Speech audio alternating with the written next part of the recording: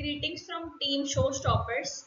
In this presentation, we are going to demonstrate our case study solutions of the Industrial Practices and Methodologies midterm exam. The case study was titled A Situation in an Electric Scooter Company. Let's proceed with it since this was a group project. Our team consists of 3 members. My name is Megha Vaswani and my roll number is this one. Let's proceed with the solutions. The first question was the company wanted to do an analysis of the app, and we were expected to mind map the top 10 features which we want in the app to be integrated with. And so here is the mind map. These are the 10 features. Let me demonstrate them one by one. So the first one is overspeed alert while riding. Using this feature, the rider can get notifications about the speed in which they are driving the vehicle, and if they exceed a safe speed limit, they will be notified so they can adapt safe speed habits. This ensures the safety of rider. Then the next feature is anti-theft alert. Using this feature, if an unauthenticated user uses the vehicle, then the authenticated rider can get notifications on vehicle safety, hence named anti-theft alert. Then third one is Google Map navigation and live vehicle tracking. Documents upload facility. Documents like registration certificate, RC, insurance license, etc. can be uploaded in the app. This would be a nice feature. Timely notifications about battery or charging status. This will alert the rider about their battery level and the progress in the charging, etc. Then Bluetooth connection for calls, music, etc. When if the driver is riding and he or she wants to receive an important call, then this feature is important, and because a Bluetooth connection will be very significant in that use case. Then ride stats like distance traveled, battery used, speed, etc. This having this feature would help in uh, knowing driver of the mileage of the vehicle. That's why this feature is useful. And interactive UI and UX, this is very obvious. Tire pressure monitoring system. If the app could integrate a feature of monitoring the pressure in tires, then this could optimize the vehicle performance and make it more efficient. And the last one is periodic scooter servicing alerts. Among these features, the 5 most critical features are listed down here. Google Map navigation and live vehicle tracking, overspeed alert while riding, tire pressure monitoring system, ride stats like distance covered, safe speed, battery used, etc. and timely notifications about battery and charging status. This is all about question 1. So in question 5, what we were asked was, based on the top 10 features what we had selected, we were expected to do a relative priority exercise, meaning we have to divide the features into 2 groups, P1 or P2, based on their priority, and also we were expected to rank those features from 1 to 10. So here is a comprehensive table about all the features, their corresponding ranks from 1 to 10, and their group division, whether they belong from whether they belong to P1 or P2, where P1 stands for most important or priority 1 features, and P2 stands for lesser important but still critical features. Yeah, here is the reason for all the rankings. Why we have ranked overspeed alert as the first priority, because it directly impacts the safety of the rider and it helps in preventing accidents and is very essential for rider safety. And next, anti-theft alert is ranked as second priority because it promotes vehicle safety. And notifications about battery status and tire pressure monitoring system are still ranked third and fourth, because battery notifications or charging notifications help in knowing the battery level uh, and the charging progress. And tire pressure monitoring system uh, will help in knowing the pressure present in the tires, so that the tires could be filled with more pressure or air when traveling for longer routes. Hence they are critical features. Then next, rest of the features are still important, but they don't have any direct impact on vehicle performance. Hence, they are grouped as P2 or priority 2. So there was also question 7. The question said the company would like the app to have intelligence, and it would like to collect some data from the app. So what kind of data can be collected and what kind of relevant recommendations can be generated from that data? So this part of the question is answered in this table, wherein there are two columns: the type of data that can be fetched and used, and the relevant recommendation can be generated. So the most critical, what we could think of as GPS data, it will be helpful in generating speed control or overspeed related alerts. Like suppose if a driver exceeds the safe speed limit, then he or she could be um, alerted with about their speed, and hence they can adapt safer speed habits. And also this data can be used for generating live location alerts. The next what we have is accelerometer sensor data, which can be used to generate theft alerts. Like suppose if an unauthenticated driver tries to move the vehicle, then accelerometer can sense that movement, and this data can be used for generating alerts that the vehicle is not safe and there may be situation of theft and all. Third one is battery data from battery management system. This could be useful in generating alerts related to battery levels and charging progress, what the vehicle is going through. Yes, this is all about this part of the question.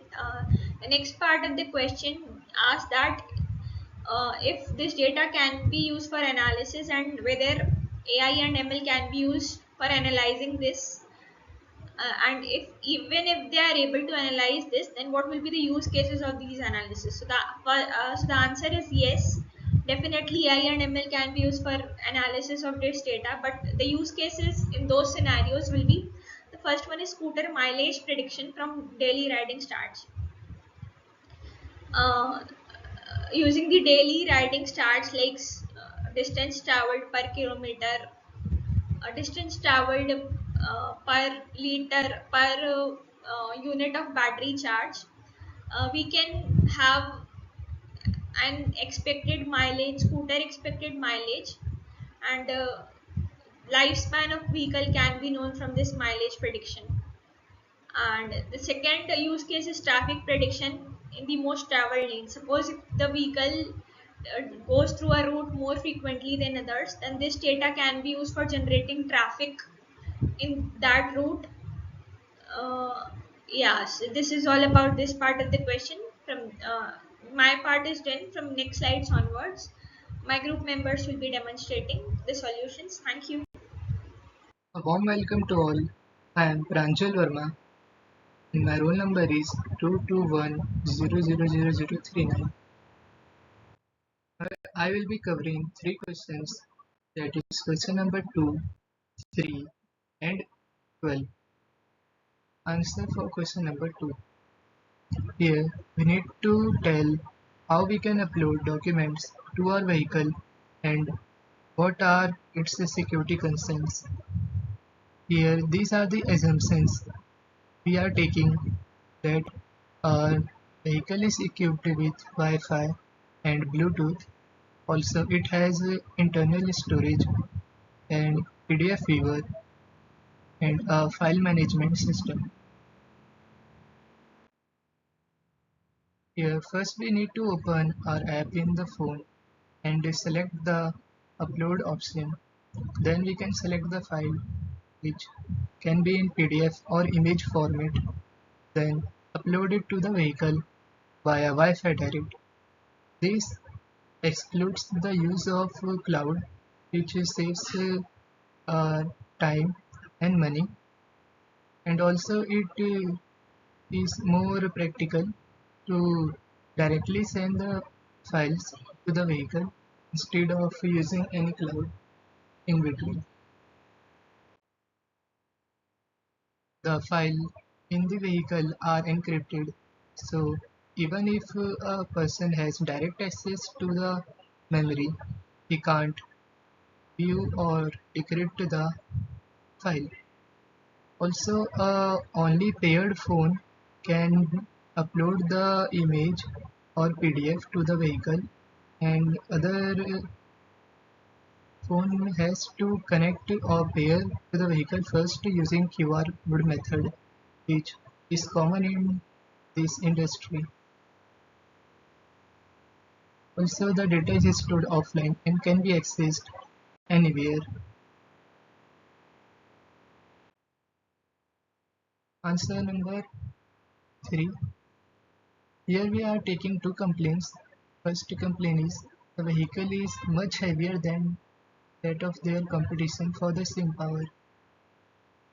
The reason can be in the battery technology, as uh, carbon silicon battery is latest. We might be using lithium ion cells with graphite anodes, which are heavier and has less energy density. Thus, it requires more volume of the lithium ion cells to give the same range as of a silicon carbon battery, which increases the weight of the battery. Or we might be using heavy components such as steel or iron instead of aluminum or fiber composites. Also, the weight distribution might be uneven, which a customer might feel heavy. For example, components like battery, if not placed properly, it can imbalance in the vehicle, create imbalance in the vehicle. Add-on features.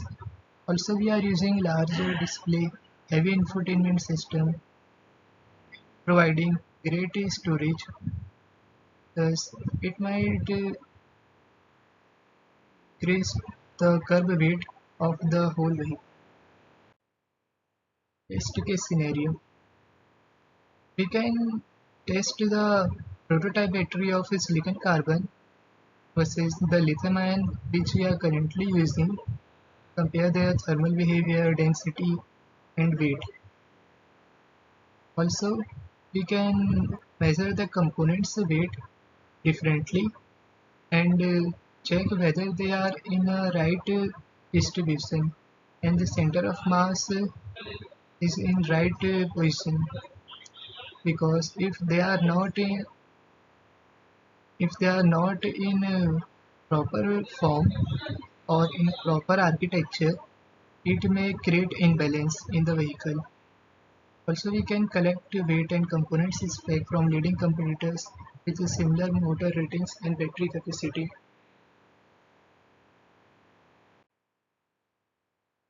Complaint 2 is charging is taking longer with more usage. Also, the charge runs out suddenly when less charge is left.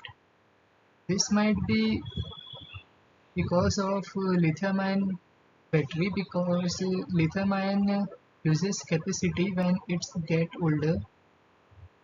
So we can use silicon carbon battery tech, which has more life cycle for the charging. Also, the SoC might give inaccurate estimation, which user interprets it wrong, or it gives wrong estimation, thus resulting in a misreport. No early morning at low battery. Riders may experience sudden shut-off due to missing or low stage battery alert.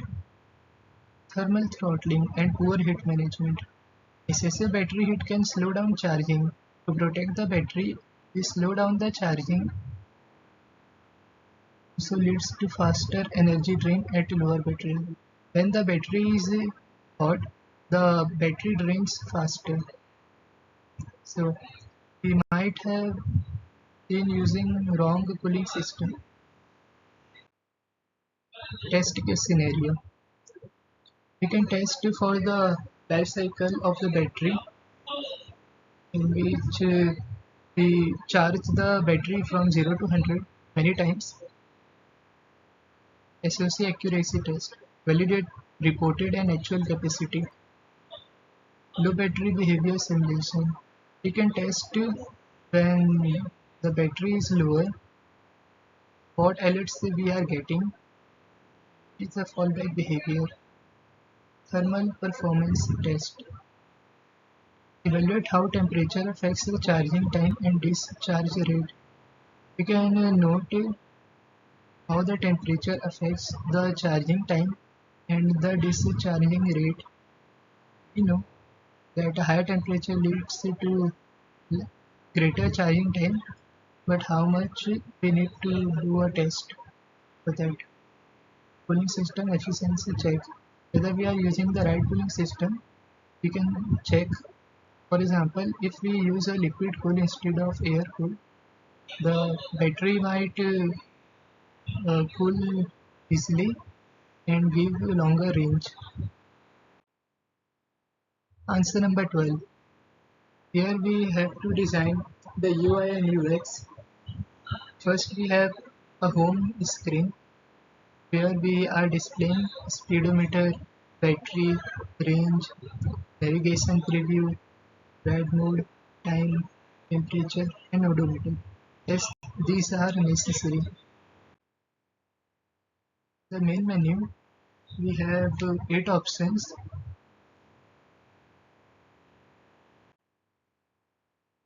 US highlights. We need to confirm. For confirming a click, we need to do a double touch, and we have also included a swipe gestures. For example, we can scroll down in the main menu to get back in the home screen, or we can swipe down in the home screen, get notification panel, etc. I will be explaining in later slides. UI locks automatically after inactivity or when scooter turns off. Larger targets and icons with high contrast. Day and night UI themes.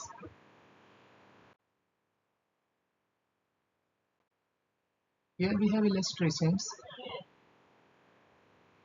First is the lock screen. When we start the vehicle, it first asks us to enter the pin. This is the cross button. This is the enter button. After entering, we will get to see home screen where the speed is shown in center, range, battery, odo, time, date, and also the rev meter. These are all the essential things which are need to be shown while riding. And if we swipe up in the home screen, we will get to see main menu, which has a grid of 8 elements, and we can double click in that in the options. For example, in the rider's profile, we have the name of the rider, image of the rider, and a QR of the vehicle. Also, we can see the documents vault where we have RC license, etc. Also, we can connect our mobile with the vehicle via Bluetooth to play any music, or we have a notification or alert history, or you can check the connectivity of Bluetooth or Wi-Fi, or other settings are there. Also, the navigation is there. This is the charging screen where we are showing the battery percentage, the current battery, and the estimated time remaining for the battery to get 100%. This is the notification panel which we get to see when we swipe down in the home screen, and on top left we have 2 icons where we can see the status of the Bluetooth and Wi-Fi, whether they are connected or not, and down there we have notifications and alerts of the vehicle. That's it. Thank you.